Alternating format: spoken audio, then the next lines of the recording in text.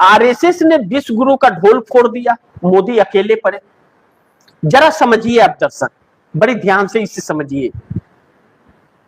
RSS दो मुंहा सांप है, उसके दो मुंह हैं, चित भी मेरी और पट भी मेरी, लेकिन उसके एक दिखाने के हैं और एक खाने के हैं, इसलिए इसे समझना बहुत जरूरी है। आरएसएस कह रहा है कि काहे का विश्व गुरु, कौन सा ऐसा काम कर दिया कि विश्व गुरु बन रहे मोदी, मोहन भागवत ने। अब मोदी जी ने कहा हम इटली गए इसलिए हम विश्व गुरु हैं। अब जरूरी है कि ईरान और अमेरिका का युद्ध हम रुकवाएंगे तब विश्व गुरु का, हम इटली जाके भी विश्व गुरु हैं। अब आरएसएस यह क्यों कर रहा है, मोदी की बुराई अचानक आरएसएस क्यों कर रहा है? यह तो एक बहुत बड़ा सवाल है ना, कि आरएसएस के सपने को ही तो मोदी पूरा कर रहे हैं।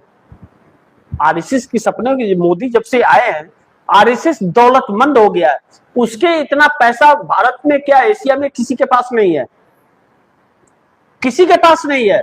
भारतीय जनता पार्टी के पास जितना पैसा है उतना विश्व में, पूरे विश्व के अंदर किसी राजनीतिक दल के पास नहीं है।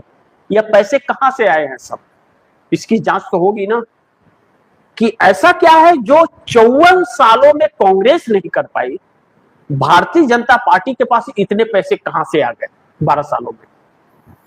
यह तो हर कोई पूछेगा कि 60-70 साल के बाद कांग्रेस का एक दफ्तर बनकर के तैयार हुआ है दिल्ली में, और भारतीय जनता पार्टी का 7 साल के अंदर, 7 ईयर्स के अंदर देश के हर राज्य के हर जिले में, सोचिए हर राज्य के हर जिले में 5 स्टार और 3 स्टार दफ्तर बन गया। आरएसएस के हर जगह दफ्तर बन गए। कहां से यह पैसे आए, किसने दिए पैसे, कौन सी इनकम से आए हैं पैसे, सोचिए, फर्क अपने आप पता चलेगा।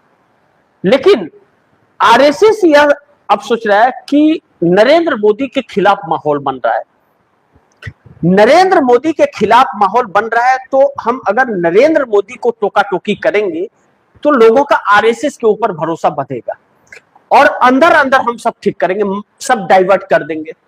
लेकिन इस बार आरएसएस गलत पंगा ले बैठा है। अब लोग आक्रोशित है, और यह सब कुछ क्यों कर रहा है आरएसएस, क्योंकि धर्मेंद्र प्रधान शिक्षा मंत्री जो है वह आरएसएस के हैं, उन्हें बचाना है। और आरएसएस शिक्षा के ऊपर से अपनी पकड़ छोड़ना नहीं चाहता है। अगर धर्मेंद्र प्रधान को उड़ीसा का, जैसे चर्चा चल रहा है कि सीएम बना देंगे, तो उड़ीसा का सीएम बन करके काम नहीं चलेगा आरएसएस का। आरएसएस को शिक्षा मंत्रालय चाहिए, कुलपति सब तो आरएसएस के ही लोग बैठे हुए हैं, सब आरएसएस के लोग ही हैं, पूरे शिक्षा पर कब्जा आरएसएस का है। यह पेपर लीक थमेगा नहीं जब तक मोदी सरकार है, यह होते रहेगा, क्योंकि यह पेपर लीक आमदनी का जरिया इस सरकार ने बना दिया है आरएसएस ने, और मोदी इसे रोक नहीं पाएंगे, चाह के भी नहीं रोक पाएंगे। तो अब ऐसे में आरएसएस नरेंद्र मोदी की बुराइयां कर रहा है, ढोल फोड़ रहा है, मोदी अकेले पड़े हुए। तो क्या आरएसएस हकीकत में अब यह समझ गया है कि मोदी की हर बातें लीक हो रही है और देश एक ऐसे संकट में है कि आने वाला कुछ दिन जो है वह बहुत भयावह परिस्थिति लाने वाला है। आ नहीं रहा है, कमाई आ नहीं रही है और जा रही है रेगुलर। सोचिए यहां पर समस्या क्या है। राहुल गांधी ने भी क्या क्यों कहा है कि जो बाहरी निवेश था हमारे देश में, वह निवेश आना जीरो हो गया। क्या जीरो? जैसे आप समझ लीजिए कि आपका बैंक खाता है और बैंक खाते में 10,000 रुपये आपके हैं, आपका उस खाते में आय आ नहीं रहा है, लेकिन आप खर्चे के लिए हर महीने उसमें से निकाल रहे हैं, किराया देने के लिए, बैंक का लोन देने के लिए, अपने खुद के खर्चे के लिए, घर के खर्चे के लिए निकाल रहे हैं और आ नहीं रहा है। और वह निकालते निकालते एक दिन पूरा खत्म हो जाएगा, तब आप क्या करेंगे?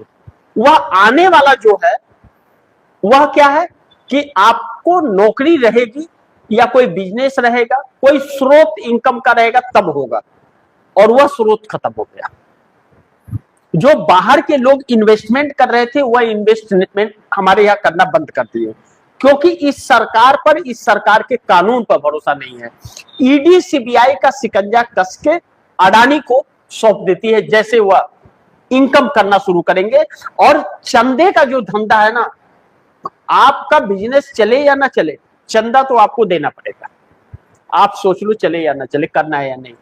इस वजह से हमारे देश की एमएसएमई, जो सरकार की भाषा में एमएसएमई कहते हैं, लघु उद्योग कंपनियां, जो मिडिल क्लास के लोगों को रोजगार देती थी, वह खत्म हो गया। 3 लाख से अधिक इंडस्ट्रीज बंद हुई है इस सरकार में, लोगों के रोजगार गए हैं, लोग करा रहे हैं। इस देश में 67 to 70% रोजगार नहीं है लोगों के पास, यानी कि 100 में 70 लोगों के पास रोजगार नहीं है, तो चंद लोगों के पास है। और यह जो पेपर लीक का मामला है, यह वही अंधभक्त के लोग हैं जो पैसे दे करके और पेपर खरीद के और नौकरी ले रहे हैं। बाकी लोग की जिंदगियां खराब हो रही, जो पढ़ रहे, मेहनत कर रहे, वह उनको नौकरी नहीं मिल रहा है, और अनपढ़ों को नौकरी मिल रहा है जो पेट में ऑपरेशन के दौरान कैंची छोड़ देंगे, ऐसे लोगों को। तो अब आरएसएस इनकी जो भी नाकामियां हैं नरेंद्र मोदी को, वह बोल रहा है, और मोदी इस वक्त अकेले पड़े हुए हैं। हर तरफ से अफसर राणा भी साथ छोड़ रहे हैं, इन्हीं की बात इनको लीक कर रहे हैं, तो एक संकट से गुजर रहे हैं, अकेले अलग थलग पड़े हुए हैं मोदी इस समय। इस बात से इंकार नहीं कर सकते।